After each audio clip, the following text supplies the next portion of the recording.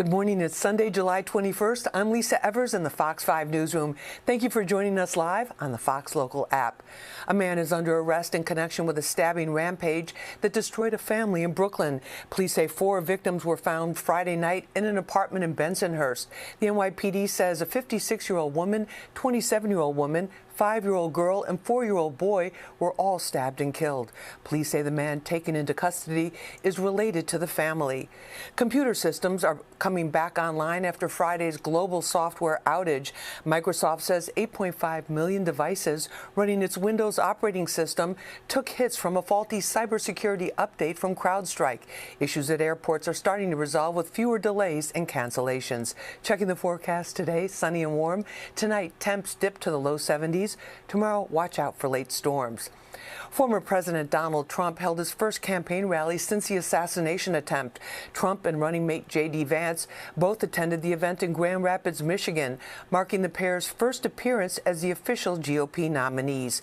It all comes as President Biden faces mounting pressure to step down from the 2024 race. Fox 5's Duarte Heraldino has more.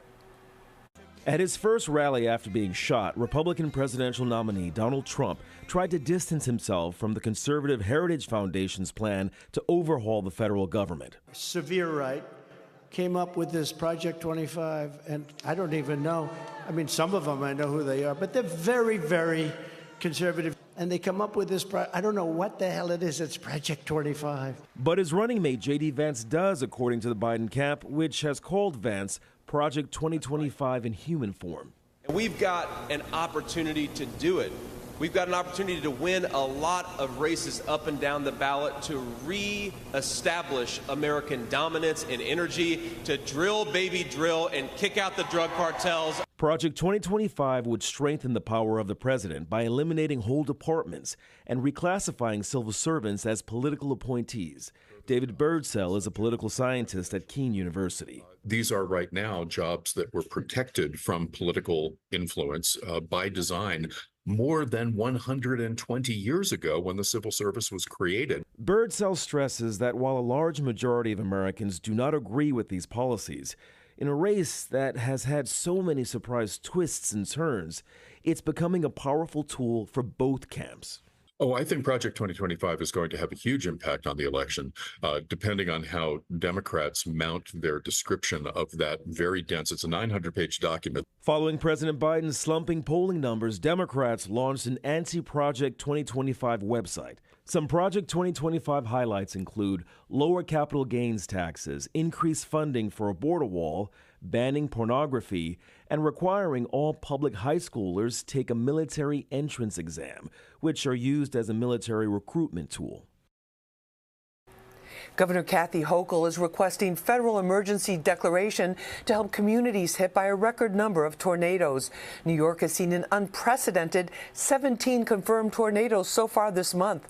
Hochul says that is more than Oklahoma, Kansas, Alabama, Mississippi, and Iowa combined. If the federal request is approved by President Biden, it would open up additional money for communities as they rebuild businesses and homes. It was a celebration of New York City area rideshare drivers in Queens. Drivers and their families were treated to a variety of free giveaways and activities at the annual appreciation event in Flushing Meadows Corona Park. They even got the chance to take part in some soccer and cricket tournaments. Mayor Adams also spoke at the event. Summer sale season is in full swing, and if you've been taking advantage of those BOGO deals or paying to get free shipping, you're spaving. And as Fox 5 Jennifer Williams shows us, you may think you're saving, but in reality, that's not the case.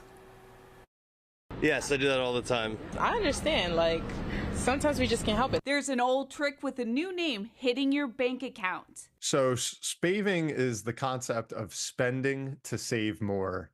And it's a way that companies from retail stores up to the online giants like Amazon and Walmart just encourage consumers out there to buy more and more and get lured into quote unquote bargains. There's definitely a lot of research behind the idea that human beings are not only impulsive, but we get this dopamine rush. We get this craving, if you will. We get this euphoria when we feel like we've gotten a deal of some kind. The key part of spaving is the consumer thinks they're getting a deal when they're probably buying something they don't need. And it almost always benefits big business. They're trying to make profits. That's why they come up with these things, and they know what consumer behavior is and what people are going to fall prey to. Common tactics include buy one, get one free, flash sales, or free gifts. Sales, Prime Day, I know just passed. Just anything. People trying to build credit scores. I'm always like, ooh, minimum $50 and then get a $10 coupon, or something like that. Yeah, definitely guilty of that. We are all guilty of falling prey to one of these, but just remember, you do have to ask yourself, A, do I really need this? B, am I actually going to use it? And C, was it even in my plans to buy something like this in the first place? Because the power of suggestion can be enormously powerful. But if it's things that just caught your eye because it's a deal, but it has no other appeal to you other than to say, hey, I found a good deal, then avoid it. Don't just spend your money where you don't need to. In Soho, Jennifer Williams, Fox 5 News. Foodies rejoice. New York City Restaurant Week is back. Starting tomorrow, the special prefix dining event is coming to restaurants throughout the 5 boroughs. Diners can enjoy 2 to 3 course meals for under $60. Saturdays are excluded from Restaurant Week. Many restaurants will run the event through August 18th, while some others are keeping the special going through September 1st. A bitter moment for a New Jersey businesswoman turned sweet. One of her ice cream trucks went up in flames, but the community rallied to help save her business. Fox 5's Richard Giacobis introduces us to the Paramus ice cream lady. The watermelon ice pop. For Monica Piderecki of Paramus, New Jersey, being on the road in an ice cream truck has always been on her bucket list. When you pull up to a party and all the kids see you and they hear the music, they're like crazy. The ice cream lady's here. Hi, what would you like? Known as the ice cream lady in these parts, Monica spends most of her days driving around North Jersey, handing out frozen treats. And the cherry on top? It's got to be the smiles on the kids' faces, the joy that I bring to these kids, making memories for these kids. The ice cream lady began this business after she lost her job as a bartender during COVID. She bounced back, then got another blow. A few months ago, one of her 2 ice cream trucks went up in flames while sitting in her driveway. My husband noticed a strange glow coming from one of the back windows, and he jumped up right away and said, something's wrong, something's not right. Went running there. I was asleep, and he yelled, fire, fire. The whole front end of the truck was just a giant sheet of fire going like 20 feet high.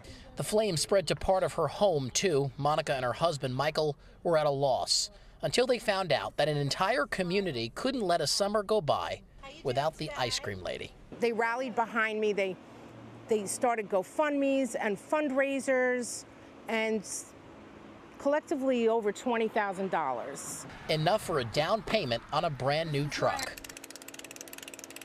Monica is now back at the local farmers market, birthday parties, and just cruising down the street, delighting kids who still run after her, just like they used to.